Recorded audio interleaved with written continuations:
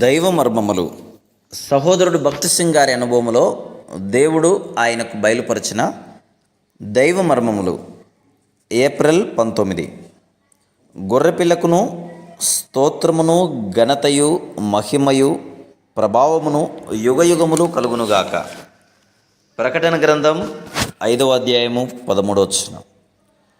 ప్రకటన గ్రంథం 5వ అధ్యాయము 11 నుండి 14 వచనములలో మన కొరకై వర్ణించబడిన మహిమతో కూడిన మరి ఒక దర్శనమును చివరిగా చూచుదాం.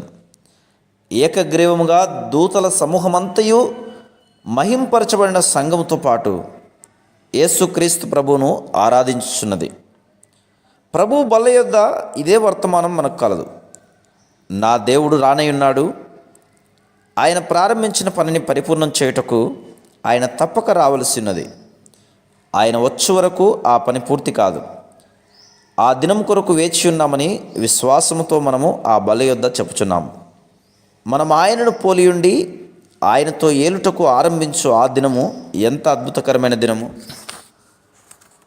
ఎఫెసీయులకు రాసిన పత్రిక 3వ అధ్యాయము 18-19 వచనములలో ఏకముగా నుండుట ఎంత ప్రాముఖ్యమో మీరు గమనించవాలని కోరుచున్నాను. ఆయన యొక్క ప్రేమ సంకల్పమును మనం సంపూర్ణంగా గ్రహించలేము. మీరు దేవుని సంపూర్ణత యందు పూర్ణులగునట్లుగా ప్రేమ యందు వేరుపారి స్థిరపడి సమస్త పరిశుద్ధతలతో కూడా దాని వెడల్పు పొడుగు లోతు ఎత్తు ఎంతో గ్రహించుకున్నటకును జ్ఞానమునకు మించిన క్రీస్తు ప్రేమను తెలుసుకొనుటకును విశ్వాసులందరి సహాయం మనకు అవసరం. ఇక్కడ ఒక గొప్ప మర్మము కలదు. ఒకే కుటుంబంగా మనం సమకూడినప్పుడు అధికమైన ప్రేమ, పరిపూర్ణమైన ప్రేమ కనబడును. ఈ కుటుంబంలో యూదుడని హెల్లెనీయుడని భేదం ఉండదు.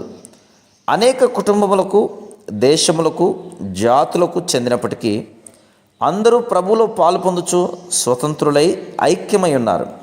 ఆయనను ఆరాధించుటకు వెళుదము. ఆమేన్. Praise the lord.